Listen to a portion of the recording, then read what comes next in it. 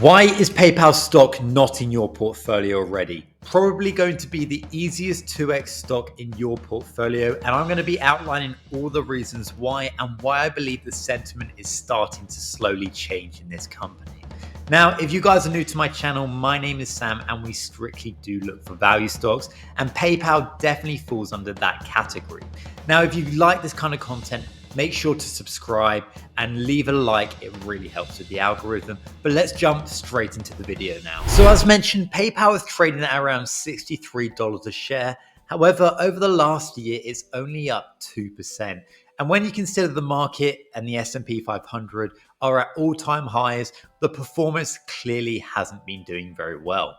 If we look at it over a 5-year period, we're actually down 37%, which is just incredible considering that this company is still growing revenue and profits are still massive in this company. There have definitely been some concerns, mainly around transaction margins, but I'll be breaking that down at a later point in this video. When we take a look at their revenue and their estimates, we can see from 2019 all the way to 2025 is when they're estimated. They're actually expecting to do almost $35 billion in revenue.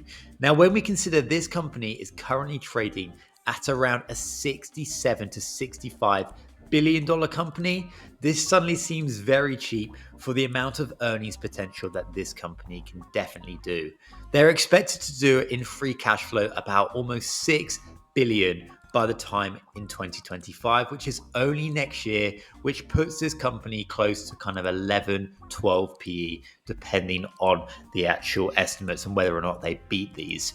Not only this, when you consider their EBITDA is even higher at 7.5 billion, which just makes this valuation ridiculous at the current prices, especially when you consider this company is still growing to the top kind of middle range of the single digits in terms of revenue guidance. Then you look at their margins. Their margins are still very consistent. In that kind of 25 to 22 range is where they're in anticipating, but these numbers are still extremely great for a company that is growing very fast still. So why is PayPal down over the last 5 years? Well, there's definite concern around that competition element. Whether it's Apple Pay or Square that are coming into the market is going to eat at some of that market share. However, they are still growing revenue, PayPal, and people seem to forget that. They're also improving their profits still. And when you compare it to 5 years profit to what they're doing today, and the company is trading even cheaper, it just seems incredible. This stock should be easily above $100 right now, in my opinion. There is no reason for it to be trading as cheap to where it is, especially when you consider some other stocks that performed so well in 2022 and 2023. Here's my prediction for PayPal. You see where it says magnificent 7 stocks performance? Well, make that significant 8, because that is going to be what PayPal is going to do in 2024 and 2025. This stock, in my opinion, will dwarf all these different companies in terms of performance percentage. I believe this will be well over 100%. And I'm sure Nvidia, if that goes over 100% again, you're looking at a $4 trillion business. So I think that's unlikely for the time being anyway. I think PayPal is going to be a massive performer this year and into next. And I think Alex Chriss, the CEO, has things on track to really make sure that this stock could potentially even put itself into one of the magnificent stocks. So let's talk PayPal strategy and what they're going to do to improve that high margin in terms of what the transaction margin has been currently. So Alex Chriss did lay out back in the last quarter earnings call that they expect stabilization to actually happen in Q1 of 2024. Now, this is massive news, and it definitely seems to be what's driving sentiment in PayPal right now.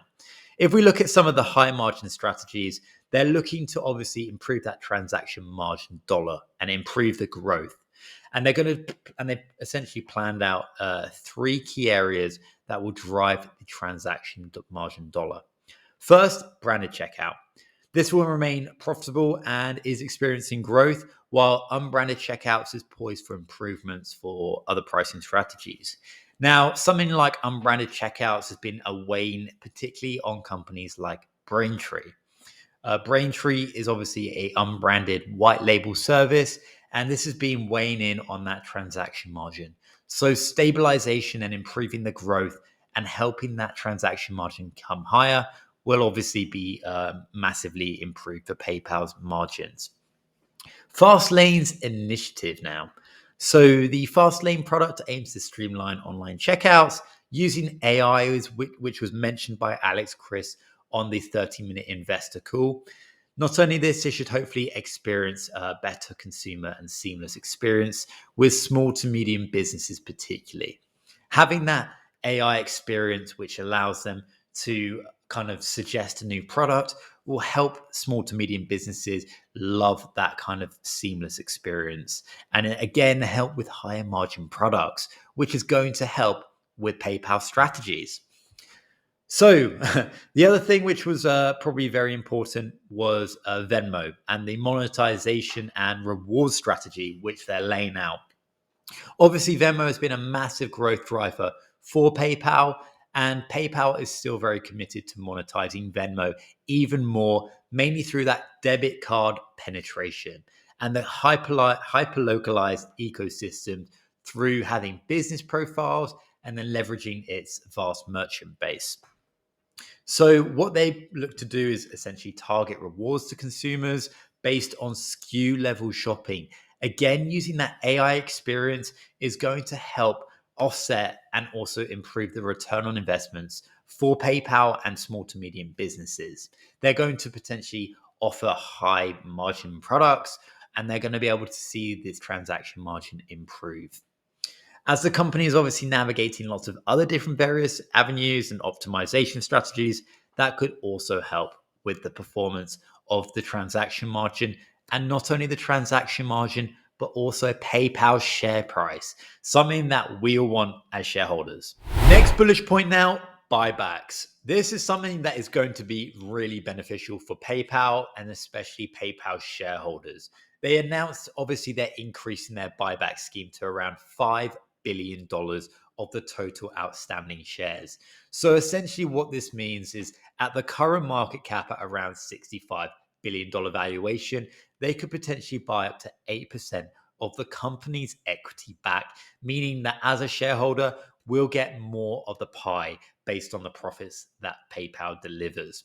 So this should hopefully help improve that share price as the share count comes down, and then you will start to see the profits go higher. There should be some correlation with that and the stock price and where it's going to go in the future. This could become a massive buyback period for PayPal, especially at $65 a share. Picking up cheap shares is going to be vital in making sure that we get the most return for our buck. Is the competition killing PayPal? No. And here's why. When you look at the mix across the different platforms, it's very clear to see that when you look at the branded checkout, the actual percentage of the total revenue has actually decreased from 30% to 29%. But then when you look at the unbranded card processing, now this will be companies that are white label, maybe things like Braintree, which is more kind of a white label service across different platforms, has a lower transaction margin. You can see the percentage of total growth is gone from 30% in 22 to 35%, meaning there's massive growth in this area, but because the transaction margin is lower, obviously the total volume and the total transaction margin is going to come lower because of the different segments of PayPal's platforms. Obviously, Venmo and other sections has either stayed the same or it's a little bit lower, but you can see that because the white label service is more of a percentage of the total revenue, that the transaction margins are going to be lower. And that's just a fact. That doesn't mean that competition is killing PayPal. It just means that this business is structured slightly differently. So is PayPal going to be the next Meta? Well, there could be some potential for it to double very quickly. And I think the valuation supports that. Once sentiment comes in and this stock becomes back in favor, this stock can definitely outperform the market, in my opinion.